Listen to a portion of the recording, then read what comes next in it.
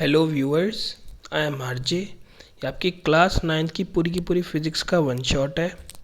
ये मैं class 11th के बच्चों के लिए भी रिकमेंड करता हूँ, क्योंकि क्लास 9th का मॉडिफाइड वर्जन ही क्लास 11th है और क्लास 10th का मॉडिफाइड वर्जन क्लास 12th है। अगर क्लास 11th के बच्चे इसको देखेंगे तो उनका बेसिक्स जितना भी है वो सारा का सारा क्लियर हो जाएगा इन वन शॉट। शुरू करने से पहले आपसे रिक्वेस्ट है, प्लीज़ प्लीज़ प्लीज़ इस चैनल को सब्सक्राइब कर लें, इसको लाइक कर दें। और आगे के लिए भी आपसे प्रॉमिस है, अगर आपका सपोर्ट रहा तो मैं क्वालिटी वीडियोस, थ्योरी की, न्यूमेरिकल्स की और एक्सपेरिमेंट्स की लाता रहूँगा आपके लिए। तो हम शुरू करते हैं। इस चैप्टर का नाम आप स्क्रीन पर देख रहे होंगे, मोशन। मैं एरो से ऐसे आपको डायरेक्शंस देके आपको पूरा कवर कराऊंगा, आपको अच्छा भी लगेगा और ये आसान भी पड़ेगा। देखो, हम ये जितने सारे चैप्टर्स में ये आप सब पॉइंट्स देख रहे हैं ये कवर करेंगे। सबसे पहले आपका physics. What do mean by physics? It is the branch of science which deals with the study of natural phenomenon. Natural phenomenon जो भी आपके आसपास हो रहे हैं वो स्टडी करने के लिए जो साइंस की ब्रांच है उसी को फिजिक्स कहते हैं। ठीक है। फिजिकल क्वांटिटीज़, आप देखिए अब इसमें टाइप्स ऑफ फिजिकल क्वांटिटीज़, ठीक है, इधर देखो। और इसमें यूनिट्स एंड मेजरमेंट्स, इसमें मैकेनिक्स, इसमें डिस्टेंस एंड डिस्प्लेसमेंट, इसमें speed velocity, average speed and average velocity, uniform and non uniform motion, acceleration. So आपका शुरू करते हैं इसमें फिजिकल क्वांटिटीज से। ठीक है, इधर देख रहे हैं ना आप। इधर इधर ध्यान मत दीजिएगा, केवल इस एरो पे ध्यान दीजिए। All those quantities which can be measured, वो सारी क्वांटिटीज जो आप मेज़र कर सकते हैं। जैसे आप लेंथ को नाप सकते हैं, वो भी एक फिजिकल क्वांटिटी है। ठीक है, फोर्स को नाप सकते हैं, जितने भी आप नाप सकते हैं, मापी जा सकती है। फिजिकल क्वांटिटीज़ दो तरह की हैं, एक स्केलर और एक वेक्टर। ये जो देख रहे हैं आप, इसमें स्केलर्स वो होती हैं जिनमें केवल मैग्नीट्यूड हो, डायरेक्शन से उनके ऊपर कोई इफेक्ट ना पड़ता हो। जैसे आपकी लेंथ है, आप एक मार्कर लीजिए या फिर हाथ में पेन लीजिए, उसकी लेंथ मान लो आप 1 फीट जितनी है, ठीक है, एक 15 सेंटीमीटर मान लो, तो आप उसको किसी भी डायरेक्शन में घुमाओ तो उसकी लेंथ उतनी नहीं रहेगी। मास भी आपकी स्केलर क्वांटिटी है। नेक्स्ट है आपकी वेक्टर क्वांटिटी। इसमें आप मैग्नीट्यूड और डायरेक्शन दोनों होती है। इसका एग्जाम्पल नीचे दे के बताया है, मैं इस वाले एग्जाम्पल से आपको पहले बताऊंगा, जल्दी समझ भी आ जाएगा। ठीक है, एक ब्लॉक है हमारे पास, ये देखो, ये दो एरो जो दिखा रखे हैं आपको, इसमें एक 5 न्यूटन एक 10 न्यूटन। इससे आपने एक साथ धक्का लगाया, दो लोगों को, मान लो आपके घर में कोई अलमीरा है, सॉरी, ठीक है, और कुछ भी भारी सामान है, ठीक है, आपने इसको धक्का मारा, ये आगे को गया, ठीक है। और इसी के सामने देखो दूसरा एग्जाम्पल है, आपने 5 न्यूटन इधर से किया और 10 न्यूटन अपोजिट डायरेक्शन में कर दिया। सो क्या होगा, ये तो 15 न्यूटन से आगे जाएगा और ये 5 न्यूटन से पीछे जाएगा। ठीक है, दोनों में आपको फ़र्क पता चल गया क्या है। सो डायरेक्शन बदलने से रिजल्ट पर जब अफेक्ट पड़ता है उसी को हम वेक्टर क्वांटिटी कहते हैं। इसी में एक और एग्जांपल है नॉब का। ये डोर है, ये इसका एक नॉब है, ठीक है। इसके फोर्स के दो आप कंडीशन कह सकते हैं, एक होती है पुश और एक पुल। ठीक है, जब आप पुश करेंगे और पुल करेंगे, दरवाजे को खोलेंगे और बंद करेंगे घर के, तो उसका रिजल्ट बदल जाएगा। समझ रहे हो, आपने 5 न्यूटन की लगाई खोलने में और 5 न्यूटन की आप बंद करने में लगाओगे, जब उस पर जब बंद होगा वो, तो आप देखोगे जब आप उसकी डायरेक्शन बदलोगे तब वो खुलेगा। ऐसा तो नहीं है कि दोनों डायरेक्शन में खुल जाएगा। ठीक है, ठीक है, थैंक यू। अब नेक्स्ट देखिए, इसमें है आपका unit. What do you mean by unit? It is a reference standard in terms of which any physical quantity can be measured. ठीक है, इसका एग्जांपल है किलोग्राम, ग्राम, मास की है ये, और लेंथ की है किलोमीटर, मीटर। ठीक है, ये वो रेफरेंस स्टैंडर्ड है जिसकी टर्म्स में हम कोई भी फिजिकल क्वांटिटी को मेज़र कर सकते हैं। अब आपका नेक्स्ट है ये MKS सिस्टम होता है आपका, और ये आपका है CGS, और ये है आपका FPS। ठीक है, MKS मतलब मीटर किलोग्राम सेकंड, CGS मतलब सेंटीमीटर ग्राम सेकंड, FPS मतलब फुट पाउंड और सेकंड। ये MKS को ही आप SI में लिखोगे और इसकी जब आप विकीपीडिया पे फुल फॉर्म भी डालोगे, देखो इधर है ना, इधर ये एरो दिख रहा है जो, तो इसमें आएगा सिस्टम इंटरनेशनल। इसमें स्टडी ऑफ मोशन, ठीक है। अब आपकी स्टडी ऑफ मोशन जब हम करेंगे, अब आए हैं अब हम मोशन पे मेन। अब है फिजिकल क्वांटिटी जो रिलेटेड है मोशन से, वो कौन सी है, देखो इधर एक डिस्टेंस और एक ये डिस्प्लेसमेंट, देख रहे हैं ना। सॉरी, ये S4 डिस्प्लेसमेंट लिखते हैं, लेकिन ये हमने स्पीड लिखी है, ठीक है। अब इसमें डिस्टेंस और डिस्प्लेसमेंट, ये दोनों देखेंगे हम किस तरह के और कैसी क्वांटिटी है, ठीक है। Total actual path covered by ये बॉडी, टोटल एक्चुअल पाथ जो हम बॉडी ये कवर करती है, एक्चुअल पाथ, इसकी डेफिनेशन अच्छे से याद रखना, ठीक है। उसको हम कहते हैं ये डिस्टेंस, और यह है shortest distance between initial and final position. Initial और फाइनल के बीच की सबसे छोटी डिस्टेंस, शॉर्टेस्ट लगाना आपको ज़रूरी है। अब इसमें आप एग्जांपल देख रहे होंगे, ये इसमें ये एग्जांपल जहाँ एरो लगाए यहाँ देखिए इधर, इसमें एक ये पॉइंट इनिशियल है और एक ये पॉइंट मान लो फाइनल है। इसमें क्या होगा, जब आप इनिशियल से फाइनल जाएंगे, ठीक है, पहले इनिशियल गए, ये यहाँ से गए ना, तो इनिशियल से फाइनल जाएंगे तो आप देखेंगे एक्चुअल पाथ इसका कितना हो गया 4 और ये 3 कितना हो गया 7 किलोमीटर। देखो डिस्टेंस इसकी 7 किलोमीटर। अब आप देखोगे जब हम इसका शॉर्टेस्ट डिस्टेंस निकालेंगे तो ये जो इनिशियल और फाइनल के बीच की जो 5 दिख रहा है ना आपको, ये वाला, ये शॉर्टेस्ट डिस्टेंस है। तो ये निकलेगा आपका ये कितना 5 किलोमीटर। तो आपने देखा शॉर्टेस्ट डिस्टेंस जब इनिशियल और फाइनल के बीच के निकाले ना हमने, जो निकाला हमने तो वो छोटा होता है किससे, एक्चुअल पाथ से। तो ये 7 किलोमीटर इसकी डिस्टेंस है और 5 किलोमीटर इसका डिस्प्लेसमेंट, एरो से दिखा रखे हैं क्योंकि ये वेक्टर क्वांटिटी है, ठीक है।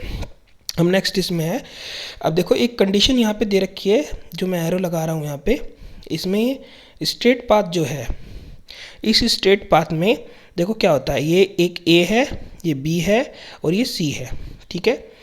आप पहले A से B गए, B से C गए, ऐसे समझ लो जो हमने ऊपर ट्रायंगल बनाया था ना, इसी को सीधा कर दिया पाथ, ठीक है। सो 4 यहाँ पे मान लो और 3 यहाँ पे मान लो। अब आप देखोगे डिस्टेंस और डिस्प्लेसमेंट दोनों बराबर हो गए। सो आपको मल्टीपल चॉइस में अगर क्वेश्चंस में ये आए ऐसी कौन सी कंडीशन है जिसमें डिस्टेंस और डिस्प्लेसमेंट दोनों बराबर होता है, तो आप लिखोगे स्ट्रेट लाइन। अब नेक्स्ट है आपका स्पीड और वेलोसिटी क्या होता है। स्पीड होता है distance upon time taken, velocity होता है डिस्प्लेसमेंट अपॉन टाइम टेकन, ठीक है। Speed scalar quantity, velocity vector quantity. अब नेक्स्ट है इसमें एवरेज स्पीड और एवरेज वेलोसिटी। ये आप देख रहे होंगे डायग्राम पूरा का पूरा, ये आप इमेजिन कर सकते हो एक बस, ठीक है। एक बस, देखो ये पॉइंट्स तो दिखा रखे हैं आपको बीच में, ये सब के सब इसके एक तरह से पॉइंट्स बीच बीच में हमने मान लिए इसके। तो पहले A से B गई, यानी कि इस पॉइंट पे गए तो T1 टाइम, ये T2, फिर T3, फिर T4। ये S1, S2, S3, S4 इसके सब के सब डिस्प्लेसमेंट्स है, सॉरी डिस्टेंस मतलब, और ये है इसके V1, V2, V3, V4, ये सब के सब क्या है इनके वेलोसिटी, ठीक है। अब एवरेज स्पीड और एवरेज वेलोसिटी का सीधा फॉर्मूला है, याद रखना है आपको। वेलोसिटी जब भी आए तो एवरेज लिखना है उसका, जैसे आप मैथमेटिकल में ये मैथमेटिक्स में मीन लिखते हैं, ठीक है। एवरेज निकालते हैं जैसे V1 plus V2 plus V3 plus V4 upon 4।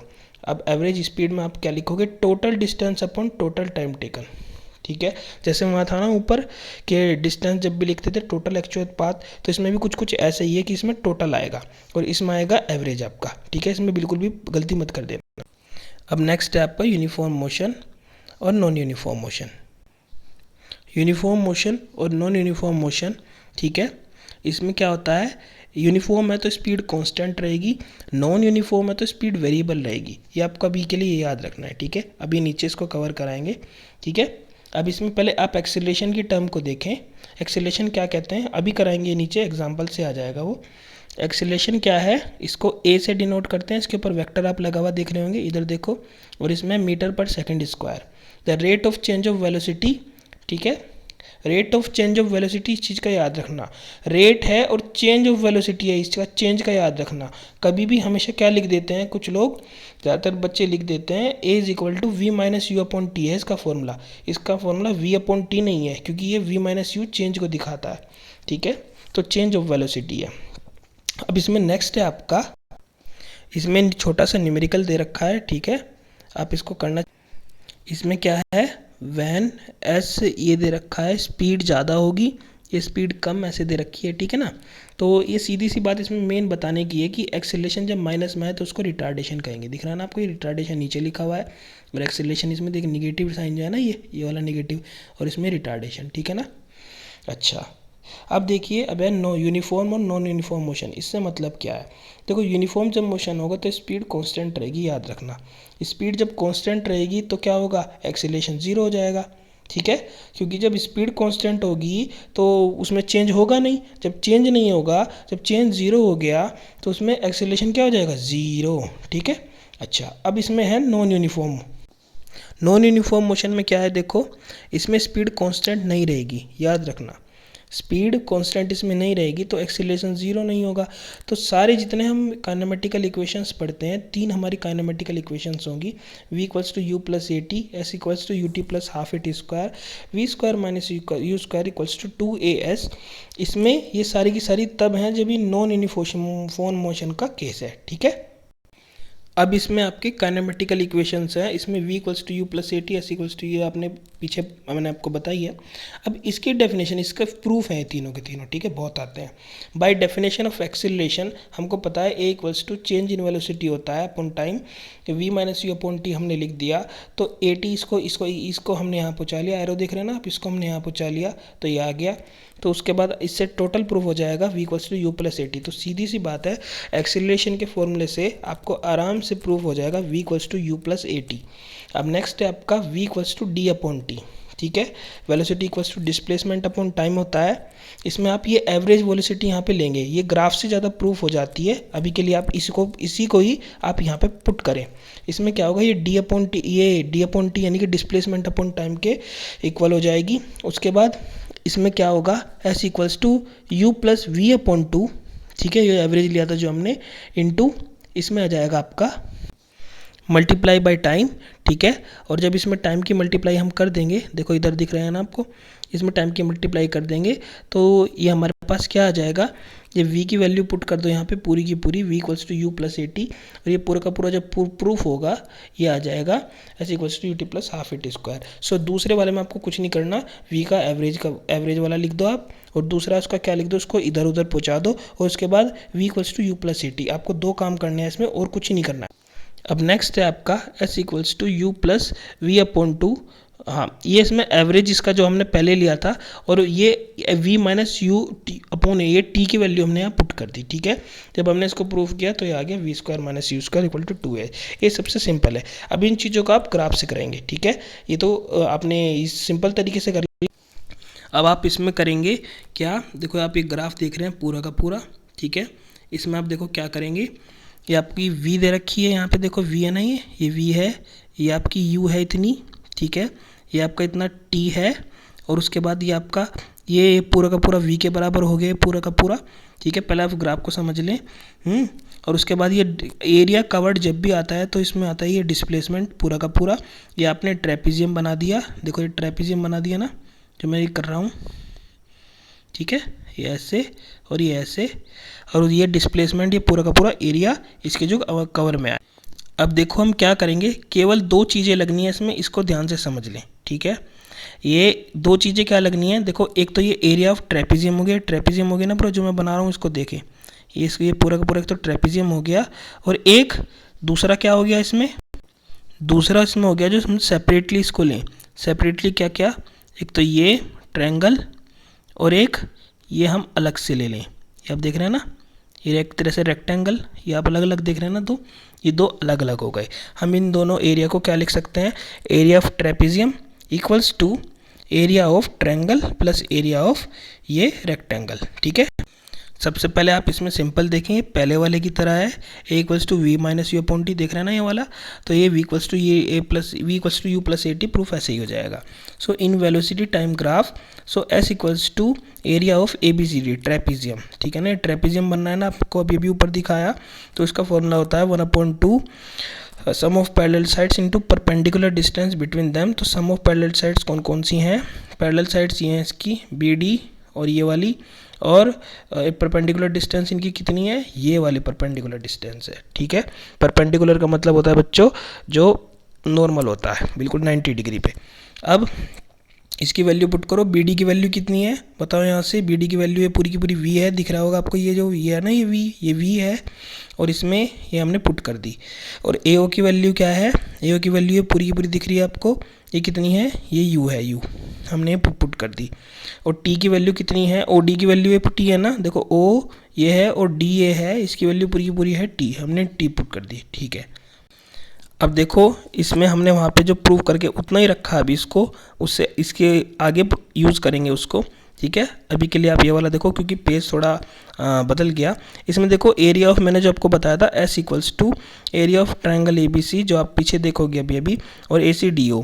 ठीक है, याद भी होगा आपके ट्रायंगल, और आपको ये पूरा का पूरा जितना है ये रेक्टेंगल, एक तरह से इसका एरिया दोनों को प्लस करके हम पूरा टोटल ये निकालेंगे। ठीक है, अब इसमें क्या होगा, ये कितना आ जाएगा, ये half into base into height होता है ट्रायंगल का, और ये पूरा का पूरा होता है ये रेक्टेंगल का। तो आप इसमें सारी वैल्यू पुट करोगे, पीछे से देखोगे जैसे बताई मैंने, ये आएगा और प्रूफ करके ये आ जाएगा। ठीक है, ये प्रूफ हो गया S equal to U T plus half A T square. अब इस वाले फॉर्मूले से, ठीक है, जो हमने अभी पीछे प्रूफ किया था, मैंने कहा था अभी आगे यूज़ करेंगे, उसके बाद हम लोग क्या करेंगे, यहाँ से टी की वैल्यू पुट कर लेंगे। देखो इस वाली टी की जब यहाँ की पुट करेंगे तो हमारे पास ये वाली वैल्यू आ जाएगी। ठीक है ना, कोई प्रॉब्लम तो नहीं इससे। अच्छा, और भाई एक चीज़ और है, मैं आपको यहाँ बताना चाहता हूँ। देखो जैसे ऊपर वाली इक्वेशन में आप कहोगे ये एवरेज हमने लिया, ठीक है, वो यहाँ पे ज़्यादा अच्छे से यहाँ समझ में आता है कि v plus you upon two, देखो यहाँ देख रहे हैं ना आप, ये ग्राफ वाले तरीके से आ जाता है। ठीक है, अब देखो आप, ये है यूसीएम मतलब यूनिफॉर्म सर्कुलर मोशन, इसको याद रखना, यूनिफॉर्म सर्कुलर मोशन। देखो जैसे ये रेडियस आर है, सर्कुलर इसमें आ रहा है। ठीक है, और इसमें देखो इसमें क्या है, ये डिस्टेंस कवर्ड कितनी होती है इसकी 2 पाई आर। इसमें जो जो इंपॉर्टेंट चीज़ें छोटी छोटी मैं आपको बता रहा हूँ। ठीक है, और इससे v कितना आ जाएगा इसका 2 पाई आर अपॉन टी। ठीक है, आप इसको 11th क्लास में वाइड पढ़ोगे, क्योंकि होता क्या है, देखो ये जो यहाँ है ना, आपको ये वेलोसिटी ऐसे कवर कर रही है। अगर हम 2 किलोमीटर पर आर या मीटर पर सेकंड की आप वेलोसिटी ले लें तो भी देखो इसकी डायरेक्शन देखो चेंज हो रही है। देखा दिखाया ना, एरो मैंने 4 बनाए हैं। तो यूनिफॉर्म होने के लिए उसका जो डायरेक्शन है वो भी हमको क्या बदलना नहीं चाहिए। ठीक है ना, तो यूनिफॉर्म तब माना जाता है। ये आप 11th क्लास में पढ़ोगे वाइड तरीके से, अभी के लिए आप यही पढ़ लो। अब अंडरस्टैंडिंग वेरियस ग्राफ्स, ठीक है, जो इसका इंट्रो था वो मैंने इसका दे दिया है। ठीक है, वेलोसिटीज़ का फॉर्मूला वगैरह। अब इसके ग्राफ्स आपको अंडरस्टैंड करने हैं। देखो कैसे हैं ये मेन चीज़ है आपकी, जो आपकी बहुत ज़्यादा इंपॉर्टेंट है। इसमें 3 तरह के आपके ग्राफ होते हैं, एक तो position time, velocity time, acceleration time. ठीक है, देखो पोजीशन टाइम क्या होता है, इसमें आपका देखो इसमें पोजीशन टाइम, एक चीज़ इसमें याद रखना, यहाँ नीचे ये एक्स एक्सिस पे हम ज़्यादातर इंडिपेंडेंट वेरिएबल रखते हैं, जो कि इंडिपेंडेंट हो, जैसे समय चेंज नहीं होगा, चलता रहेगा। यहाँ हम डिपेंडेंट रखते हैं, ये प्रेफरेंस है। ठीक है, अच्छा, अब इसमें है रेस्ट, जब बॉडी रेस्ट में होगी, पहली कंडीशन। ठीक है, इसमें 4 कंडीशन है शायद मेरे हिसाब से, आगे देखो 4 दिख रहा है ना, मुझे इसलिए दिख रहा है। इसमें यह है 3 तरह के, एक जब पोजीशन आएगा तो एक्स टी बनेगा। ठीक है, जब पोजीशन आएगा तो एक्स टी बनेगा। जब इसमें क्या आएगा, वेलोसिटी आएगा तो वी टी बनेगा। जब इसमें एक्सीलरेशन टाइम आएगा तो ए टी बनेगा। ठीक है, अब आप देखो जब बॉडी रेस्ट में होगी, जब किस में होगी, बॉडी रेस्ट में होगी, जब बॉडी रेस्ट में होगी, देखो दिख रहा है आपको, तो क्या होगा आप खुद सोचो, इस चीज़ को थोड़ा आप सोच लेना प्रैक्टिकलिटी, और इसमें आपको एकदम पता लग जाएगी सब चीज़ें। देखो पोजीशन जैसे आप कहीं खड़े हो, ठीक है ना, तो आपकी पोजीशन मान लो एक्स पे हमने यहाँ पे निर्धारित कर दी। ठीक है, तो देखो आप टाइम बजा रहा है लेकिन पोजीशन चेंज नहीं हो रही है, वही तो रेस्ट है। देखो ये टाइम जा रहा है लेकिन पोजीशन वही है पहला। अब इसमें जब टाइम ये v और t के बीच में ग्राफ, ये इसमें ऐसे इसलिए आया क्योंकि वेलोसिटी तो हुई ही नहीं उसमें। ठीक है ना, अच्छा, डिस्टेंस उसने कवर की ही नहीं। अब इसमें एक्सीलरेशन किस लिए, क्योंकि वेलोसिटी जब चेंज ही नहीं हुई तो एक्सीलरेशन तो खुद ही 0 हो जाएगा। ठीक है ना, अच्छा, अब इसमें नेक्स्ट है आपका यूनिफॉर्म मोशन। यूनिफॉर्म मोशन देखो क्या होता है, इसके नाम से देखो। ठीक है ना, यूनिफॉर्म मोशन होता है cover equal distance in equal interval of time. ठीक है, ये होता है, पीछे शायद डेफिनेशन वगैरह रहेगा यूज़ की, और नॉन यूनिफॉर्म और यूनिफॉर्म की। ठीक है ना, तो अभी मैंने यहाँ बोल दी है। ठीक है, नॉन यूनिफॉर्म की cover equal distance in unequal interval of time, unequal. ठीक है, अच्छा, अब इसमें देखो क्या है, ये x है, ये है आपका t। सो इसमें देखो जब यूनिफॉर्म होगा तो ये स्ट्रेट लाइन आएगा बिल्कुल, ठीक है ना। टाइम के साथ बिल्कुल जितना इक्वल डिस्टेंस है, जैसे इक्वल डिस्टेंस है और इक्वल टाइम इसमें बढ़ रहा है, ठीक है। अब ठीक है, ये थोड़ा आगे हो गया, ये यहाँ होना था। सो इसमें नेक्स्ट है v और t के बीच का ग्राफ। v और t के बीच का ग्राफ देखो ये ऐसे आएगा, क्यों, ये जितनी इसकी एक v थी, v तो कांस्टेंट है, जब भी तो यूनिफॉर्म मोशन होगा, ठीक है। और जब v कांस्टेंट है, देखो यहाँ से दिख रहा है, तो एक्सेलेरेशन 0 होगा। ये मैंने आपको पहले ही बताया था, जब v कांस्टेंट हो जाएगी तो इनिशियल और फाइनल, जब इसमें फॉर्मूले में पुट करोगे तो इनिशियल और फाइनल कितनी हो जाएगी, एक जैसी हो जाएगी, ठीक है ना। तो दोनों क्या हो जाएगी, जैसे मान लो आपको 2 से चल रहा है तो 2 तो कांस्टेंट है, आगे भी 2 रहेगी, हर जगह 2 रहेगी, तो 2 - 2 0, तो एक्सेलेरेशन कितना आ जाएगा, 0। टाइम के साथ एक्सेलेरेशन ये ऐसे चल रहा है, ठीक है। अब इसमें नेक्स्ट है यूनिफॉर्म एक्सीलरेशन क्या है। यूनिफॉर्म एक्सीलरेशन आपको देखो, इसका थोड़ा ग्राफ आपको याद रखना है, जैसे ये दिख रहा है ना आपको, ये वाला, ये एक्स टी का, इसमें, ठीक है। अब इसमें वी टी का ग्राफ जो है ये यूनिफॉर्म एक्सीलरेशन है, ठीक है। तो यूनिफॉर्म एक्सेलेरेशन है तो v के साथ t कैसे चेंज होगा, यूनिफॉर्मली, जैसे यहाँ के पे यूनिफॉर्म पोजीशन वाला था ना ये, तो ऐसे बिल्कुल स्ट्रेट लाइन गया था, ये बिल्कुल इसी का ही, ये इस तरह से स्ट्रेट जाएगा। अब नेक्स्ट है इसमें कि इसमें भी क्या होगा, जब इसमें v जो है ये इसके साथ यूनिफॉर्मली जा रहा है तो एक्सेलरेशन यहाँ पे 0 नहीं होगा, बस ये है, ठीक है। यहाँ पे 0 नहीं होगा, कुछ एक्सेलरेशन होगा, लेकिन ये फिर भी ऐसे ही जाएगा, ठीक है, कोई प्रॉब्लम तो नहीं, लेकिन यहाँ पे कुछ एक्सेलरेशन होगा, यहाँ 0 नहीं होगा, ठीक है। अच्छा, अब ये नीचे वाला फोर्थ पार्ट है ना, ये इसी का ही देखो कैसा है, ये एक्सेलरेशन है, इसका माइनस वाला बताया था ना आपको, रिटार्डेशन कहते हैं, ये वो है। ये देखो बिल्कुल एक दूसरे के देखो कैसे हो रहे हैं, ये ऐसे और ये बिल्कुल इसके नीचे, ठीक है, ये माइनस में से लगा ना ये। अच्छा, अब देखो, अब इसमें नेक्स्ट है आपका, देखो ये वाला, ये थोड़ा सा एक ऐसी क्वेश्चन टाइप बताया था कि जब एक्सीलरेटेड मोशन होगा, आप ऊपर देखोगे तो ऐसे होगा, v और t के बीच का ग्राफ देख लेना, आपको पता लग जाएगा। यूनिफॉर्म होगा तो ऐसे होगा, रिटार्डेशन होगा तो ऐसे आएगा, देखो, ठीक है ना। रिटार्डेशन ऐसे आ रहा है ना v t का ग्राफ, ठीक है, ये ऐसे आ रहा है, ठीक है, इसी तरह से है, और कुछ नहीं है इसमें। अच्छा, ये रह गया था ये वाला एक्स टी ग्राफ वाला। देखो इसका मतलब यहाँ देखो, यहाँ से लिख रहा है स्लोप, मतलब होता है ढाल, ठीक है। जैसे ये देखो, जैसे मैं एरो बना रहा हूँ, ये ध्यान रखना, जैसे ये ढाल है ना, ये ढाल, तो ये ढाल ऐसे क्या होता जा रहा है, ये बढ़ता जा रहा है, ये ढाल कैसे होता जा रहा है, घटता जा रहा है, ठीक है ना। तो ज़्यादा स्लोप, ये ढाल बढ़ता जा रहा है नहीं, ठीक है, मोर स्लोप मोर स्पीड, ठीक है, और कुछ नहीं है। अब इसमें नेक्स्ट है आपका फोर्स क्या होता है, ठीक है। फोर्स इसमें ये लॉज ऑफ मोशन में, ठीक है ना, फोर्स यानी कि लॉज ऑफ मोशन जो आपका वाला फोर्स वाला चैप्टर है, ठीक है। अब इसमें है any external effort in the form of push और पुल, मैंने आपको बताया था ना पहले, ठीक है, कोई भी एक्सटर्नल एफर्ट किसकी फॉर्म में, पुश या पुल की, ठीक है। अब दैट चेंज और tends to change the state of the motion और डायमेंशन, जो या तो चेंज कर देता है या चेंज टेंड्स टू चेंज होता है, ठीक है, या फिर उसका मोशन या फिर dimension, shape size of a body is called, ठीक है, ये फोर्स।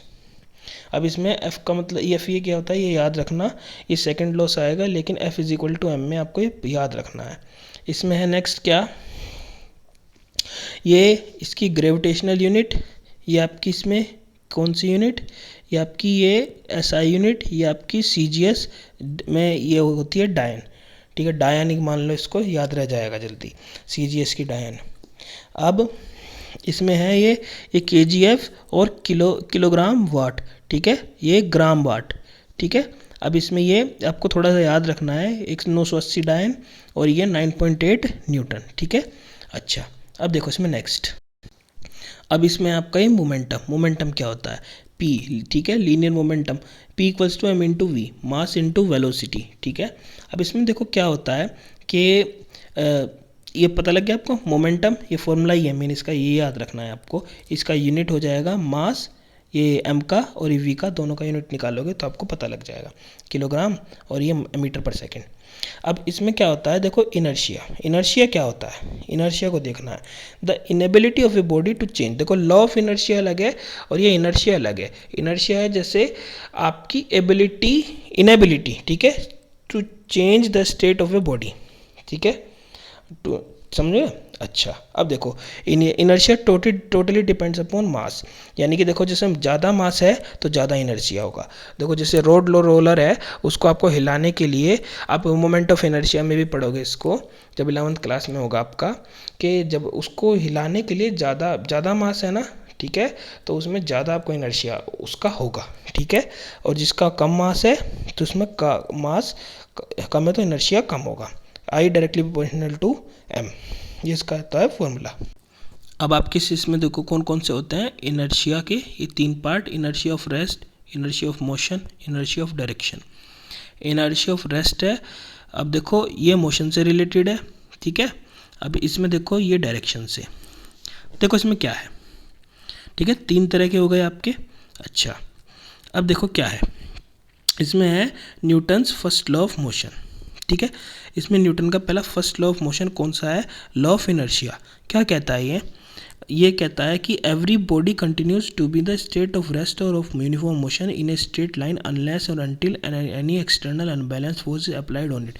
जब तक आप पे, जैसे कि जब पृथ्वी है, हमारी धरती है, मोशन में आज तक है ही हज़ारों सालों से। क्यों? क्योंकि वो ये लॉ ऑफ इनर्शिया की वजह से है, क्योंकि अब तक कोई एक्सटर्नल फोर्स उस पर अप्लाई नहीं हुई। तो जब तक कोई रेस्ट में है तो रेस्ट में ही रहेगा, मोशन में है तो मोशन में ही रहेगा, जब तक कोई उस पर एक्सटर्नल फोर्स अप्लाई नहीं करेगा। इसी की वजह से तो आज हम टिके हुए हैं, ठीक है। तो उम्मीद पर कायम नहीं है दुनिया, लॉ ऑफ इनर्शिया पर कायम है। अब इसमें नेक्स्ट देखो थर्ड लॉ क्या है? Every action has an equal and opposite reaction, ठीक है। तो इसमें देखो इक्वल और अपोजिट, F1 ये बिल्कुल याद रखना है, F1 equals to minus F2।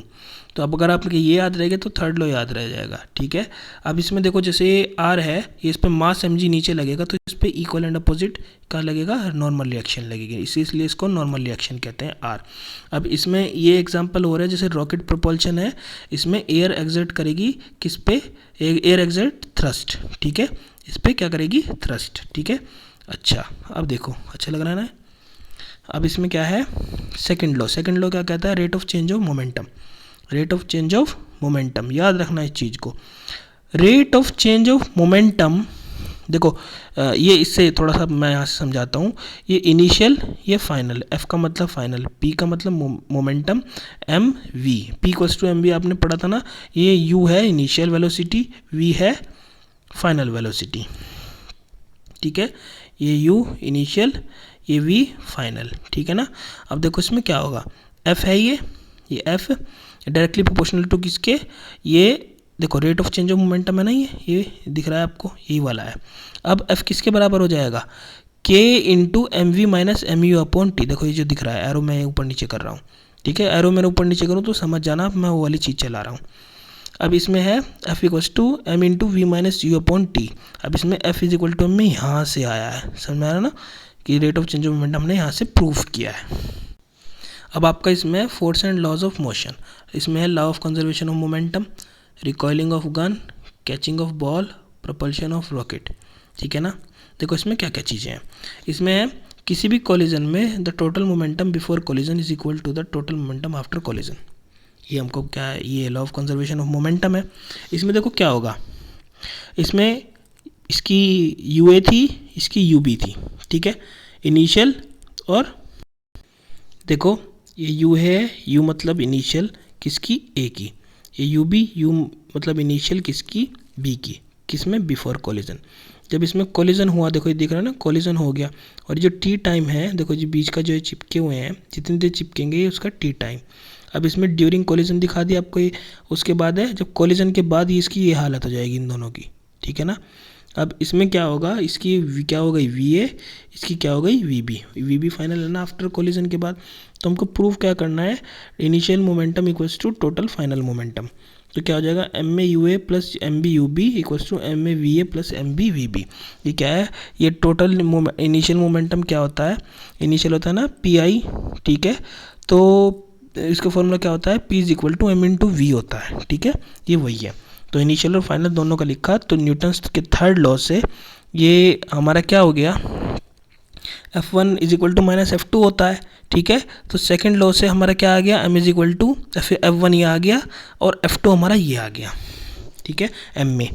अब उसके बाद क्या प्रूफ हो गया, A M B A B, ठीक है, ये होता है ना कि M F B is equal to minus F A, ठीक है। अब नेक्स्ट, अब इसमें क्या हो गया देखो, अब इसमें हम क्या जो पीछे से हमने लिया तो ये यहाँ पे ये आ जाएगा, ए की वैल्यू लिख देंगे यहाँ पे, ए होता है ना चेंज इन आपका वेलोसिटी, तो ये प्रूव करेंगे तो हमारे पास ये प्रूफ हो गया, M A U A plus M B U V equals to M A V A plus M B V P, ठीक है। आपको इसको ऐसे भी याद रखना है, बिल्कुल भी नहीं भूलना है। अब नेक्स्ट है आपका रिकॉयल ऑफ गन। आपको एक गन दिख रही है, अच्छी भी लग रही है ना, मेरे को भी लग रही है। देखो ये इससे बुलेट निकली है, ये इसकी बुलेट है, ठीक है। इसकी ये जो वेलोसिटी है, देखो इसमें क्या होगा, देखो ये मास ऑफ ए मतलब गन का, मास ऑफ बी मतलब बुलेट का, ठीक है। इसमें क्या होगा, जब ये चली नहीं तो यू और यू भी दोनों ज़ीरो, इनिशियल वेलोसिटी ये, ठीक है ना। अब इसमें होगा क्या, मास तो भी ज़ीरो नहीं हो सकता। अब ये कंजर्वेशन ऑफ मोमेंटम के हिसाब से ये होता है ना, M A U M A V B, ये पीछे बताइए आपको, ये इसमें दोनों इनिशियल, ये दोनों फाइनल। अब देखो इसमें क्या होगा, ये तो ज़ीरो हो गया क्योंकि इसमें u और ये b दोनों ज़ीरो है इनिशियली। तो अब दूसरे वाले में हमने ये लिख दिया इसमें, क्योंकि होगा क्या, जब ये देखो गन चली यहाँ से, देखो ना गन चली, हमने गन चलाई तो ये आगे जाएगी बुलेट, और ये जाता है देखो आपको पीछे धक्का लगता है इसका, ठीक है ना, झटका लगता है जिसको हम झटका कहते हैं, उसको रिकॉइल कहते हैं। आपने ये मैंने भी खेला है फ्री फायर, फ्री फायर में भी जब रिकॉइल मारती है ना, एक मारती है बहुत ज़्यादा रिकॉइल, ठीक है। हाँ, अब देखो इसमें कैचिंग, अब मुझे 1 साल हो गया फ्री फायर खेले हुए, सबसे पुराना मैं बंदा था फ्री फायर का, आईडी नहीं बताऊंगा अभी, लेकिन अब देखो मैंने सेक्रीफाइस किया, ठीक है। तो ऐसे समझ लो कि जब से फ्री फायर बना था मैं तभी से ही उसकी आईडी पे था, लेकिन मैंने सेक्रीफाइस किया। अच्छा अब देखो catching of ball, catching of ball है, देखो कैचिंग ऑफ बॉल के बाद क्या है इसमें, देखो इसमें कुछ नहीं है, बहुत सिंपल है। देखो ये जैसे आप कैच करते हो, आपने बॉल भी क्रिकेट में कैच की होगी, अगर आप ऊपर से पढ़ोगे, ये पकड़ोगे, ये थोड़ा टाइम लेकर के पकड़ोगे, देखो दिख रहा है ना आपको, टाइम लेकर के, सीधी बात है, टाइम बढ़ेगा एफ घटेगा, ठीक है ना, दिख रहा है ना आपको, ये टाइम बढ़ेगा तो एफ घटेगा, तो आपको हमेशा ऊपर लाओगे तो नीचे लाओगे, ये ऊपर से नीचे ऐसे लाओगे, ठीक है ना, तो ये क्या होगा, कैचिंग के लिए से याद रखना, तो ये फोर्स आपका घट जाएगा, of inversely proportional to T है। अब आपका next proportion of rocket, proportion of देखो रॉकेट में क्या होता है, अब देखो प्रोपोर्शन ऑफ रॉकेट में क्या है, इसमें है कि ये रॉकेट देख रहे हैं ना आप, ठीक है, सो ये आप रॉकेट देख रहे हैं। अब देखो इसमें क्या होगा, देखो इसमें रॉकेट में न्यूटन का थर्ड लॉ हमको पता है क्या आता है, every action to is for every action there is equal and opposite reaction, तो F is equal to M A पता है हमको, F is equal to M A into V minus U upon T. तो ये आपका देखो ये air है, आपको दिख रही है ना, ये पूरी की पूरी एयर है, ये एयर पूरी दिख रही है आपको, ठीक है ना। अब इसमें होगा क्या, जब ये रॉकेट नीचे को ऐसे करेगा ना, ठीक है, ये रॉकेट तो नीचे को लगाएगा, तो इसमें होगा क्या, ये ना ये इसके ये एयर है, एयर के ये ऊपर को लगाएंगे इसके, एवरी एक्शन है ना, न्यूटन का third law, for every action there is an equal and opposite reaction, तो उसके कारण ये ऊपर जाएगा, ठीक है। ये याद रखनी है यूनिट, 1 न्यूटन इक्वल्स टू 10⁵ डायन, ठीक है। अच्छा अब देखो इसमें क्या है नेक्स्ट, यहाँ पे कुछ नहीं किया, यहाँ पे आपने केवल एम में होता है ना, एम और ए की वैल्यू रख दी, V square minus U square equal to 2as से ए की वैल्यू निकाल के यहाँ पे रख दी है। नेक्स्ट चैप्टर है आपका ग्रेविटेशन, ठीक है, ये आपका थर्ड चैप्टर है, ये आपका है the phenomenon of attraction due to masses of body, ठीक है। देखो वो फेनोमेनन किसका, अट्रैक्शन का, याद रखना ग्रेविटेशनल फोर्स हमेशा अट्रैक्टिव ही होती है, कभी भी रिपल्सिव नहीं होती, इलेक्ट्रोस्टैटिक फोर्स होती है अट्रैक्टिव और रिपल्सिव, आप 12th क्लास में पढ़ोगे इसको। ये Newton's law, universal law of gravitation, देखो इसमें क्या होता है, कुछ नहीं करना आपको, केवल ये फॉर्मूला याद रखो, F is equals to G m1m2 upon R square, सीधा सीधा, तो इसमें ये आपको पता लग जाएगा, दो एक मास है m1 एक m2 है, इनके बीच की डिस्टेंस कितनी है, ये है d, ठीक है, तो d मान लो, r मान लो, तो F is equal to G m1m2 upon R square, G है यूनिवर्सल ग्रेविटेशनल कांस्टेंट। ये यूनिवर्सल क्यों है, क्योंकि ये पूरे यूनिवर्स में क्या रहेगा, सेम, इसलिए इसको यूनिवर्सल कहते हैं, ठीक है। स्मॉल जी आपका बदलेगा, जब भी आपका प्लेनेट बदलेगा, ग्रेविटी बदलेगी तो स्मॉल जी बदलेगा, लेकिन कैपिटल जी पूरे यूनिवर्स में आपका सेम रहेगा। अब नेक्स्ट है आपका statement, every object attract every another object with a force, ठीक है, which is directly proportional to the product of their masses.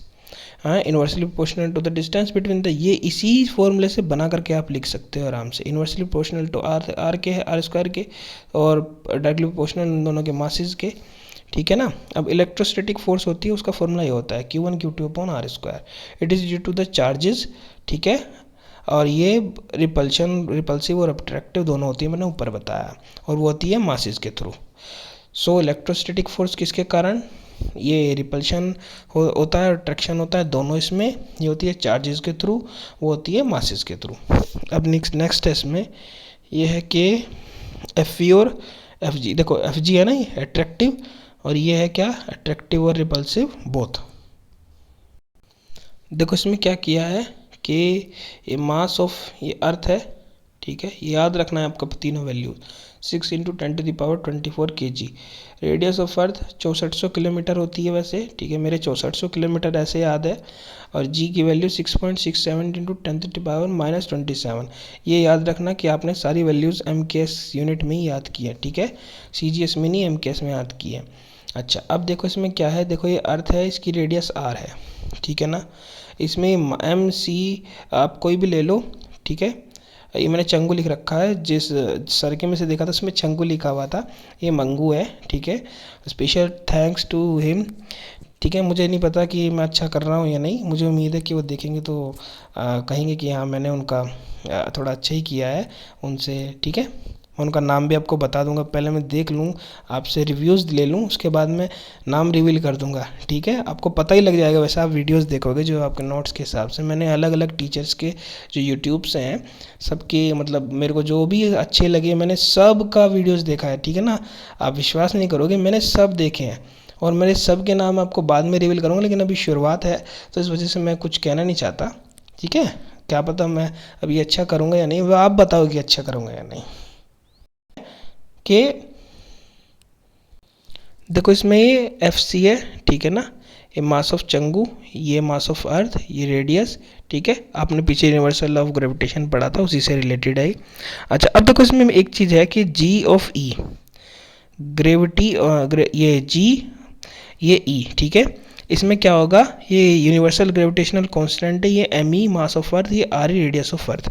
ये जब हम कैलकुलेट करते हैं G of E acceleration due to gravity, ठीक है, ये कितना आता है 9.8 मीटर पर सेकंड स्क्वायर। अब ग्रेविटी ऑफ अर्थ और मून, ये दोनों हम कंपेयर जब करेंगे, देखो कैसे निकालेंगे। देखो इसमें क्या है कि जब हमने ये आप कैलकुलेट किया तो ये आता है GM की वैल्यू 1/6 ऑफ GE, ये याद रखना है। ग्रेविटी जब जितनी सारी ज़्यादातर आप हॉलीवुड्स के आजकल पिक्चर देखोगे, मैं ज़्यादातर एक्सप्लेनेशंस देखता हूँ, बहुत अच्छे लगते हैं। पता नहीं कितने एक्सप्लेनेशन देखे होंगे हॉलीवुड के, मैंने पता नहीं शायद यूट्यूब के साथ कितने ही सारे देखे होंगे, ठीक है। वही मेरा विचार है, आपको अगर देखना हो, टाइम पास करना हो तो वही देखो, उससे अच्छा भी लगता है, मज़ा भी आता है, और जल्दी ही निपट जाता है। वरना 3 घंटे की 2-2.5 घंटे की वीडियोज़ मूवीज़ होती है, खासकर बॉलीवुड में भी, हमारे में भी काफ़ी अच्छी भी है, लेकिन एक्सप्लेनेशन नहीं होता ना, सो वो 12-13 मिनट में आराम से ख़त्म करा देते हैं और अच्छा भी लगता है। अच्छा, इसमें देखो, इसमें है कि GM या ग्रेविटी ऑन मून, ठीक है, gravitational force acting on Changu, ये कितना हो जाएगा FC, F = mg होता है ना, ठीक है। अब देखो जब ये mg होगा, देखो इसको ध्यान से समझना, ठीक है ना। ये समझ में आ गया तो आपको विश्वास नहीं करोगे, 11th क्लास में जब मैंने देखा, पूरी 11th भी मैंने कर ली, आपको मैंने दिखाया होगा, 11th और 12th भी मैंने कर ली, 9th और 10th भी मैंने कर ली फिजिक्स की, ठीक है। तो इसमें बता रहा हूँ आपको, ये छोटे छोटे कॉन्सेप्ट है ना, जितने अगर आपको हो गए, और 11th क्लास वाले अगर इस वीडियो को देख रहे होंगे तो मेरा विश्वास करो, जब वो 11th को अब करेंगे ना, तो खास करके अब, क्योंकि अब तो बिल्कुल नाश हो गया, कंपटीशन में जितने आते हैं ज़्यादातर 60% जो सिलेबस आता है किसी में भी, वो 11th का ही आता है, ठीक है। अच्छा देखो, F जो है वो W, याद रखना इसको, वेट जो है ये F से कंपैरिजन करते हैं, ये G जो है हम ये इससे, और ये M थोड़ा इधर उधर हो गया, ठीक है ना, इसको ऐसे, ठीक है ना। तो F जो है वो W, ये G, ये वाला G, ये MC। अब देखो इसमें क्या होगा, F = ma होता है, एक्सीलरेशन ड्यू टू ग्रेविटी, ये G रखा ना हमने, ma होता है ना, ठीक है, ये हमने mg ले लिया, ये वाला देखो ये। अब देखो जब ये रखा तो ये F = m × g या ma, ठीक है। अब weight of Changu is nothing but the gravitational pull by earth, समझ रहे हो। ये कुछ और नहीं है, ग्रेविटेशनल पुल है अर्थ के through, that is W equals to mg। जब हम नीचे लगाते हैं, इसलिए हमेशा जो नीचे लिखते हैं ना mg लिख देते हैं कि इस पर mg लगाए, तो वो यही वाला mg है कि ग्रेविटेशनल पुल उसका जो है वो हम वेट उसका mg लगाते हैं। अब देखो इसमें F इज इक्वल्स टू, ये फॉर्मूला था, एक ये, ठीक है। अच्छा, अब देखो नेक्स्ट क्या होगा। अच्छा भाई, हम ये प्रूफ भी कर सकते हैं, now is for the fate of anyone on the earth, हम मून पे कितना होगा उसका कुछ नहीं करना है आपको, W इक्वल्स टू mg है ना, तो उसका ग्रेविटी कितना हो जाएगा 1/6, ठीक है ना। तो जब मून पे ग्रेविटी 1/6 हो जाएगा तो हम वेट आराम से निकाल सकते हैं, ठीक है। तो अगर आपको वेट कम करना है तो सीधा मून पे चले जाओ। अब देखो इसको सारे के सारे फॉर्मूले देखो इसके क्या हैं। ये GF का मतलब वो नहीं है जो आप समझ रहे हैं, ये ग्रेविटेशनल फोर्स है। अब देखो इसमें क्या है, F is equal to gm1m2 upon r square 6.67 into 10⁻11, ठीक है, न्यूटन मीटर स्क्वायर। अच्छा देखो अब इसमें क्या होगा, मेरे को लगता है शुरू में कुछ एक जी की वैल्यू मैंने ऊपर अगर थोड़ा लिख दी होगी तो आप देख लेना एक बार, ठीक है। अब यूनिवर्सल ग्रेविटेशनल कांस्टेंट इसमें क्या है ये, ठीक है, ये जी होता है। अब इसमें देखो मैंने शायद ऊपर 27 लिखी है, ठीक है, मैं एक बार मैं देख लूँगा ऊपर। अब acceleration due to gravity on, देखो क्या होता है, ये प्लैनेट की ये m, ये नीचे लगेगा ग्रेविटेशनल पुल। अब इसका ये फॉर्मूला है G equals to gm/r square, ठीक है। अब W इक्वल्स टू mg, अब इसमें तो है G इक्वल्स टू 1/6 इंटू जी, ये किसका होता है, मून का, ठीक है। अच्छा अब देखो इसमें क्या होगा नेक्स्ट। अच्छा अब देखो इसमें नेक्स्ट, इसमें देखो इसका आर्किमिडीज जो प्रिंसिपल है ना आपका, उससे रिलेटेड है ये चीज़। देखो होता क्या है, मान लो एयर में किसी कोई ब्लॉक है, उसका जो ये आप देख रहे होंगे ये 7 kg का ये WA, ठीक है। जब उसको लिक्विड में डाला, हमेशा देखो क्या होता है 5 हो गया, घट गया ना, है ना। देखो जब ये लिक्विड में डाला तो हमेशा इसके ऊपर फोर्स लगेगी, जिसको हम FB लिखते हैं। FB फेसबुक नहीं है, अभी बता रहा हूँ मैं, अपना थोड़ा दिमाग मानसिकता थोड़ा सा सही कर लो, ठीक है। मेरी भी ऐसी हो गई, वो अलग बात है। अच्छा फालतू बकवास है इसका मतलब, नहीं ये बियॉन्ड से ही है, ठीक है।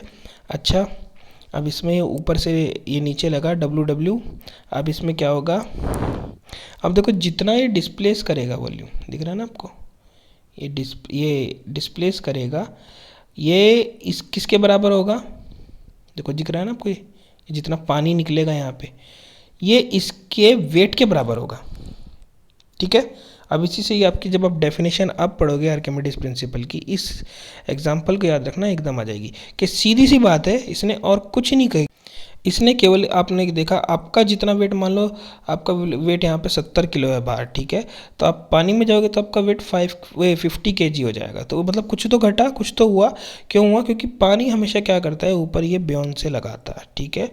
अब होगा क्या, पानी में जितना वेट होगा कितना, WW लिख लिया हमने, तो अब अगर इसका इक्वेशन ही बनाओगे तो क्या होगा, ये FB equals to FA minus FW, ठीक है। क्यों, क्योंकि जब 7 में से 5 घटाओगे अब तो 2 आएगा ना, तो आर्किमिडीज प्रिंसिपल जो है, ये वेट ऑफ लिक्विड डिस्प्लेस होता है, वो इसी से पूरा डेफिनेशन बन जाता है कि जितना इसने वॉल्यूम ये यहाँ पे कवर किया, इसका जब पानी निकलेगा तो ये weight of volume display, weight of liquid displace इसके बराबर होता है, ठीक है ना। अच्छा अब देखो, अब इसमें क्या है, density is equals to mass upon volume. अब ये है रिलेटिव डेंसिटी, तो रिलेटिव डेंसिटी जब भी किसी की निकलेगी, ध्यान रखना कैसे निकलेगी, डेंसिटी का फॉर्मूला तो याद होना चाहिए आपको, मास अपॉन वॉल्यूम हर जगह यूज़ होता है, ठीक है, कितना डेंस है वो। अच्छा अब इसमें क्या है, रिलेटिव डेंसिटी क्या होता है, density of substance to the density of water, relative density, relative जहाँ भी वर्ड आ गया रिलेटिव डेंसिटी वही है। अब देखो इसमें क्या होता है, जब भी रिलेटिव डेंसिटी 1 से ये 1 ज़्यादा होगा वो डेंसिटी कम होगी, ठीक है। तो इसका मतलब क्या होगा, उसका मतलब ये होगा कि वो डेंसिटी ऑफ वाटर से क्या है, डेंसिटी ऑफ वाटर मतलब उसका वाटर का ज़्यादा है। अब जब ये बराबर होगा तो ये बराबर यानी कि डेंसिटी ऑफ वाटर के बराबर है, और जब उसका रिलेटिव डेंसिटी किसी का भी क्या होगा, एक मतलब छोटा होगा और वो बड़ा होगा, तो उसका मतलब क्या होगा, डेंसिटी ऑफ वाटर क्या होगा, छोटा, और वो क्या होगा, पड़ा। अच्छा, अब देखो इसमें क्या है, डेंसिटी ऑफ वाटर है ये 1 ग्राम पर सेंटीमीटर क्यूब इसमें, और 1000 किलोग्राम पर मीटर क्यूब, ये आपको याद होनी चाहिए। एक सीधी सी बात है, 1000 याद कर लो, जल्दी याद हो जाएगा। केस में जाता है सारी यूनिट्स आप याद रखो, एक ही यूनिट में याद रखो, फिर कन्वर्ट कर लो, ठीक है ना। और क्यूब है तो जब कन्वर्ट करोगे याद रखना तो क्या 3 0 आएंगी, ठीक है। देखो नेक्स्ट है आपका work, energy and power, next chapter. देखो इसमें क्या है, क्या फिजिक्स का वर्क यही वर्क है जो जिम या होमवर्क या ईटीसी इतने जो सब की सब है, या वो क्या वही है। तो जब किसी ऑब्जेक्ट पर फोर्स लगेगी और उसका डिस्प्लेसमेंट होगा, देखो फोर्स लगेगी डिस्प्लेसमेंट होगा, तो उसी को क्या कहेंगे हम, वर्क, ठीक है ना। F इंटू डी एक्स, यही वर्क है, याद रखना है चीज़ का फिजिक्स की फॉर्म में। तो ये एक प्रोडक्ट है किसका, फोर्स और डिस्प्लेसमेंट का। इस चैप्टर में ये सबसे इंपॉर्टेंट फॉर्मूला है, ठीक है। हाँ, और ऐसा यूनिट कितना है इसका, ये आपको याद करने के लिए काम मिलता है कि आप याद कर लो। ऐसा यूनिट आपके सबकॉन्शियस माइंड में ही चली जाए, चीज़ वहीं जाती है ना। अच्छा, अब ऐसा यूनिट क्या है इसकी, जूल, और CGS क्या है इसकी, अर्ग, ठीक है ना। ये याद रखना, जूल और अर्ग, SI यूनिट इसकी क्या है, ये जूल। अच्छा, जूला मान लो, कुछ कैसे भी याद रख लो, या रख लो भाई इसको बस। W फोर्स इंटू डिस्प्लेसमेंट, और ये दोनों के दोनों क्या हैं, वेक्टर्स। आप वेक्टर्स को कहाँ पढ़ोगे, आप वेक्टर्स को पढ़ोगे 11th क्लास में पूरा का पूरा वाइड तरीके से, उसका भी वीडियो डालूंगा मैं। उसमें आप क्या, दो वेक्टर्स का डॉट प्रोडक्ट क्या होता है, स्केलर होता है, ठीक है। अब इसमें 1 जूल इक्वल्स टू 10⁻7 अर्ग, और वहाँ पे क्या था, 1 न्यूटन इक्वल्स टू 10⁵ डायन। अब वर्क, अब पॉजिटिव, नेगेटिव, ज़ीरो तीनों होता है। पॉजिटिव कब होता है, नेगेटिव कब होता है, ज़ीरो कब होता है, ये तीनों चीज़ अगर आपने एक बार सीख ली तो आपको ज़्यादा ये टिपिकल नहीं लगेगा फिर। देखो इसमें क्या है, इसमें ये है कि देखो जब थीटा की, देखो FDX का आना मैंने, तो कोस थीटा हमेशा लगेगा उसमें, याद रखना। डॉट साइन और कोस दो चीज़ें याद रखो, 10th में आप ट्रिग्नोमेट्री पढ़ोगे, अब शायद आप पढ़ नहीं रहे होंगे, लेकिन FDX कोस थीटा होता है, ठीक है। आप ये सारी चीज़ पढ़ोगे, sine cos tan cosec sec cot, जब आप ये ट्रिग्नोमेट्रिक ये सब के सब चीज़ें फंक्शंस वगैरह पढ़ोगे, इसमें साइन और कोस को अभी से याद रखो, ठीक है। उनकी थोड़ी बहुत वैल्यू वगैरह, थीटा वगैरह, एंगल बनाना, इससे आपका दिमाग ख़राब बिल्कुल भी नहीं होना चाहिए, आपको अच्छे लगने चाहिए। जब अच्छे लगने शुरू हो समझ लेना आप सही राह पे चल रहे हो। अब इसमें है F, ये इस पर फोर्स लगेगी, इसका डिस्प्लेसमेंट होगा। इसमें क्या होगा, जब थीटा कितना है, 0 डिग्री, कितना 0 डिग्री, ठीक है ना। तो इसमें होगा क्या, तो इसमें देखो जब 0 हो जाएगा तो कोस 0 की वैल्यू क्या होती है आपकी, आप जब पढ़ोगे तो आप पढ़ोगे कोस 0 की वैल्यू आपकी होती है 1, ठीक है ना। तो आपका ये वाला पार्ट जो हो गया, जितना ये है ना, ये आपको मैं ये कवर कर रहा हूँ यहाँ से, तो ये पॉजिटिव हो जाएगा। एक आपका होता है एक्यूट एंगल, सुने हैं ना आपने कभी, एक्यूट, ऑब्ट्यूज, आइसोस्केलस ट्रायंगल वगैरह चीज़ें, ठीक है। एक्यूट क्या होते हैं, जो 90 से कम होते हैं, ऑब्ट्यूज जो 90 से ज़्यादा। शायद मैं सही बोल रहा हूँ, अगर गलत बोल रहा हूँ तो आप करेक्ट कर लेना, ठीक है। अब इसमें देखो क्या होगा, इसमें होगा कि जब थीटा की वैल्यू 90 से कम है, एक ये कंडीशन, एक थीटा की वैल्यू जब 90 से ज़्यादा है, एक ये कंडीशन। उससे पहले आप ये देखो, जब वर्क डन नेगेटिव कब होगा, जब थीटा की वैल्यू 180 डिग्री हो जाएगी, 180 डिग्री हो जाएगी तो -1 हो जाएगा। तो ये तो कोस 180 डिग्री की वैल्यू -1 होती है। अभी आपको ये याद रखना है, क्योंकि जहाँ तक मेरे याद है आपको अभी कोई टेबल वगैरह कुछ नहीं कराई गई।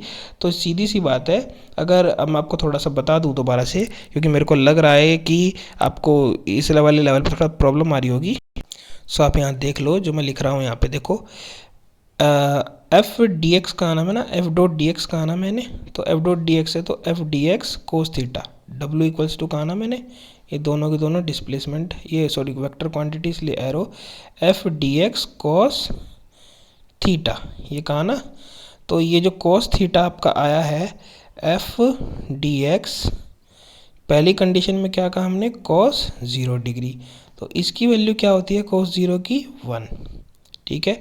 अब जो नेक्स्ट कंडीशन में आया वो आया FDX कोस 180 डिग्री, कॉस 180 डिग्री की जो वैल्यू होती है वो होती है -1।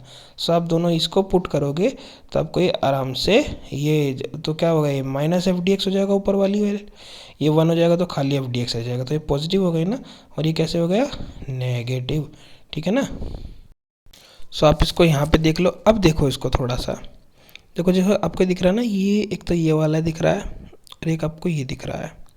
ठीक है ना, आपको ये दिख रहा है ये फोर्स है और नीचे डिस्प्लेसमेंट हो रहा है, और दोनों के बीच का एंगल देखो जो दिख रहा है ना, ये ऐसे दिख रहा है। भाई सीधी सी बात है, ये 90 से कम है, 90 तो ऐसा होता है ना। ओए ये क्या बन गया, ये 90 ऐसे ऊपर को बनाता हूँ, ऐसे ऐसे बनता है ना 90। और देखो इसमें और इसमें फ़र्क है ना, इसमें और इसमें दोनों में फ़र्क है ना, इसमें और इसमें। अच्छा अब देखो तो ये 90 से कम वाला केस हो गया। अब ये वाला देखो, एक ये ना, ये ऐसे किया फोर्स और ये ऐसे, ये डिस्प्लेसमेंट। सो ये देखो ये वाला एंगल जो ये बनता है, ये कैसा हो गया, ये आपका ये जो एंगल बना है 90 से ज़्यादा हो गया। सीधी सी बात है, 90 होता तो कुछ कुछ ऐसे बनता, ये बिल्कुल सीधा ऐसे बनता, ये तो ऐसे हो गया। ठीक है ना, ये ऐसे बनता बिल्कुल, ऐसे हो गया। अच्छा अब देखो नेक्स्ट, अब इसमें क्या है, work done by frictional force as F is in opposite direction. अच्छा ठीक है, ठीक है ना, ये आपको बताया अपोजिट डायरेक्शन में है। देखो ये ना फ्रिक्शनल, ये फ्रिक्शनल लग रहा है, फ्रिक्शन लगता है आपके जूते घिस जाते हैं। ठीक है ना, इसमें ये भी है।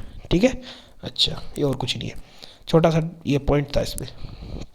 अब इसमें क्या है, अब इसमें है थीटा जब 90 डिग्री होगा, ये तो 90 से ज़्यादा वाला था केस, ये तो कम वाला था, ये ज़्यादा वाला था। अब ये जब 90 पे ही होगा, जब 90 पे होगा थीटा, तो क्या होगा, f(dx) कोस थीटा 90 हो जाएगा। कोस 90 की वैल्यू याद रखना 0 होती है, आपने तीनों की बता दी मैंने आपको। कोस 90 0 180, कोस 90 की 0, तो वर्क डन क्या हो जाएगा 0। ठीक है ना, इसीलिए ये देखो यहाँ से चला मूविंग टेंजेंशियली, टेंजेंट होता है जो कर्व के ऐसे खींचते हैं। ठीक है ना, तो थीटा जब 90 डिग्री पे करेगा तो ये क्या होगा, ये 0। सो ऐसे समझ लो ये अर्थ है आपकी।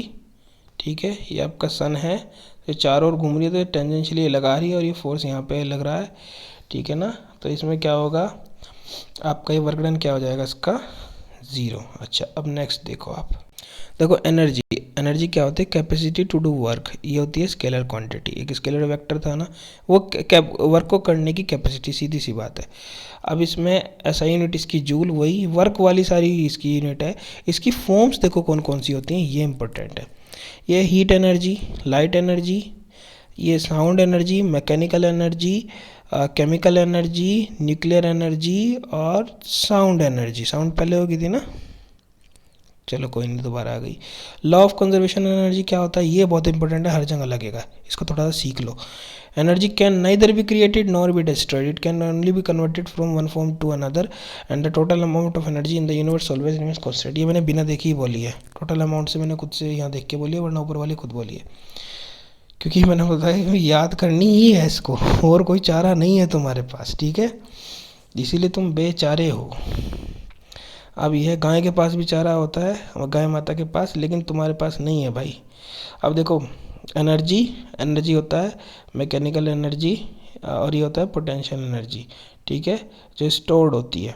अच्छा अब देखो नेक्स्ट, देखो क्या है, एक पोटेंशियल है, एक काइनेटिक है। सीधी सी बात है, जब मोशन होगा तब काइनेटिक आएगी, ये याद रखना कि इसमें v आती है वेलोसिटी, हाफ mv²। ठीक है, और पोटेंशियल क्या होती है, energy possessed by a body by virtue of its position और कॉन्फ़िगरेशन। ये बिल्कुल ऐसी कैसी डेफिनेशन याद रखनी। देखो होता क्या है, ये देखो ए पॉइंट से बी पॉइंट तक ये पोटेंशियल एनर्जी है, mgh इसको कहते हैं। ठीक है, अब देखो इसमें होगा क्या, देखो हम ये स्प्रिंग है, इसमें ये दबा देते हैं, इसमें पोटेंशियल एनर्जी स्टोर भी कर सकते हैं। देखो लेकिन ये मेन वाला पार्ट है। देखो पोटेंशियल एनर्जी इसका फॉर्मूला होता है mgh, ये दिख रहा होगा आपको, ये mgh। ठीक है ना, तो जब हाइट होगी तभी तो मैक्सिमम हाइट पे ये मैक्सिमम हो जाती है। तो अब देखो इसमें होगा क्या, देखो इसमें W = mg नीचे लग रहा है, ये हाइट h पे किसी को हमने पहुंचा दिया, ऊपर पोटेंशियल एनर्जी होगी।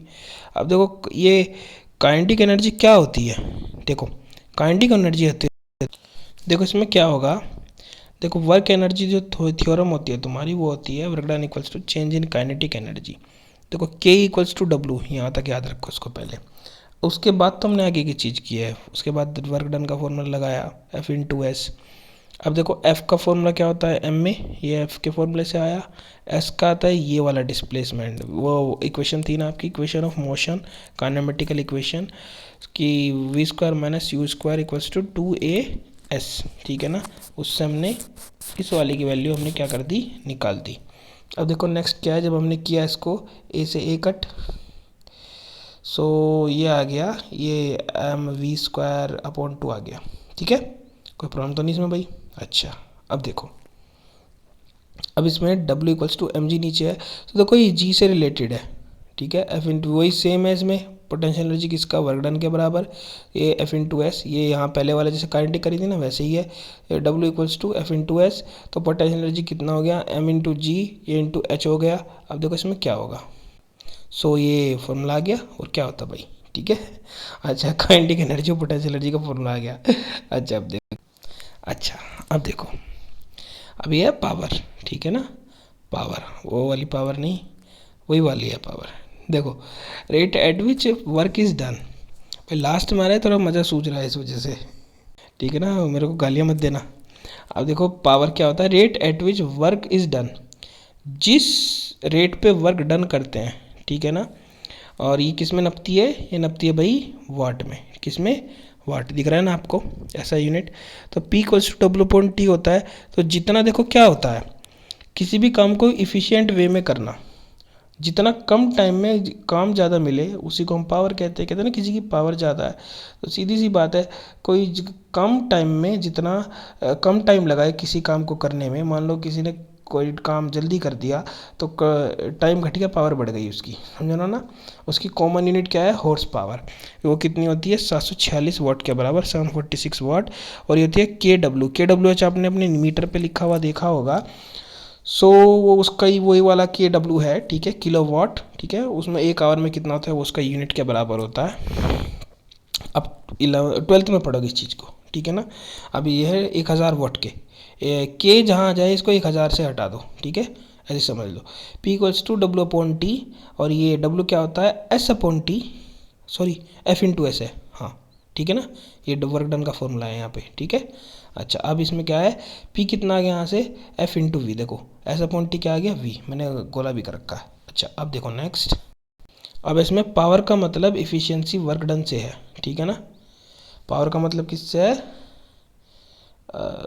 इफ़िशियंसी वर्क, हाँ मतलब इफ़िशियंटली वर्क डन, इसका मतलब है कि कितने इफ़िशियंटली हम उस वर्क को करते हैं। जितने कम टाइम में वर्क हुआ उतना ज़्यादा इफ़िशियंट हुआ वर्क, ठीक है ना, देखो दिख रहा है जितने कम टाइम में वर्क हुआ उतना ज़्यादा हुआ। अच्छा अब इलेक्ट्रिक का यूनिट क्या होती है, 1 kWh। ये KWH मैंने अभी बताया था ना, KWH वही जो आपके मीटर पे देखना जा करके KWH देखता है जब भी वो मीटर की रीडिंग देखता है। P इक्वल्स टू W/T होता है, E/T वही होगी इलेक्ट्रिकल वाली। अच्छा अब ये होगी E equals to P into T हो गया आपका। So 1 kWh equals to hour है ना, आवर को आपने पहले ये मिनट फिर सेकेंड, उसके बाद आपने ये जब कैलकुलेट किया आपने 3.6 इंटू 10⁶ जूल आ गया आपका। अभी आपका थोड़ा सा वर्क एनर्जी थ्योरम है, वो क्या होती है देखो ऊपर जो हमने उसे प्रूव नहीं की थी, ठीक है। Amount of energy transferred in a body equal to the amount of work done on it, ठीक है ना। वर्क डन इक्वल्स टू सीधी सी बात है चेंज इन काइनेटिक एनर्जी। देखो क्या होता है, W इक्वल्स टू ये हाफ mv² माइनस mv², ठीक है ना। जब इसे प्रूव करेंगे हम KF माइनस KI आ जाएगा ये, ठीक है ना। अच्छा अब देखो इसमें क्या होगा भाई, ये तो आपने ऊपर भी पढ़ा था, W equals to F into S, तो दोनों का फॉर्मूला रखा कि F equals to M A का फॉर्मूला ये रखा, तो S का फॉर्मूला ये रख दिया, ठीक है ना। अच्छा उसके बाद ये आ गया आपका work done equals to change in kinetic energy. सब देखो आप इसमें क्या है, एक काइनेटिक एनर्जी और ये पोटेंशियल एनर्जी। देखो कि ये जो दिख रहा है ना आपको, देखो किस तरह से है, बस ये लास्ट रह गया। देखो इसमें A पॉइंट है, ये है B पॉइंट आपका, ठीक है। हाँ भाई देखो इसमें अब ये A पॉइंट, ये देखो नीचे जा रहा है, दिख रहा है ना आपको, A B और फिर C, देखो ये A, ये B और ये C, ठीक है। इसमें देखो इसमें ये H माइनस, ये पूरी हाइट अगर मैं H मान लूँ, ये H माइनस एक्स हो जाएगी, ठीक है। और ये हो गई X हो जाएगी। देखो शुरू में इसकी U इसमें 0 है, ठीक है। अब देखो ये तो मैंने इसका डायग्राम के बारे में थोड़ा बताया, अब देखो इसमें आगे क्या करें। देखो इस पर law of conservation of energy लगाएंगे, टोटल एनर्जी इसमें कंजर्व रहेगी, T equals to T B to T C. Total energy potential plus kinetic होती है, इसमें भी और इसमें भी। जब इसमें तीनों में हम वैल्यूज़ रखेंगे तो पोटेंशियल एनर्जी mgh फॉर्मूला होता है, हाफ एम वी स्क्वायर, हर एक में काइनेटिक एनर्जी और पोटेंशियल एनर्जी का ही फॉर्मूला है। तो तीनों में बस हम वैल्यूज़ रखेंगे, उसके बाद हमें पता लगेगा कि mgh और mgh आएगा प्रूफ। ठीक है, सो आपके ये एंड हुआ। ठीक है, तो 1 घंटे के अंदर अंदर हमने ये ख़त्म कर दी। अब आपसे ये है कि आप इसको प्लीज़ प्लीज़ प्लीज़ शेयर करें, सब्सक्राइब करें। अगर आपका सपोर्ट मिलता रहेगा तो आप हाँ ऐसे ही आगे बढ़ते रहेंगे। तो 11th-12th के लिए भी आप सब्सक्राइब करे रखें। थैंक यू, जय हिंद। ठीक है, बाय।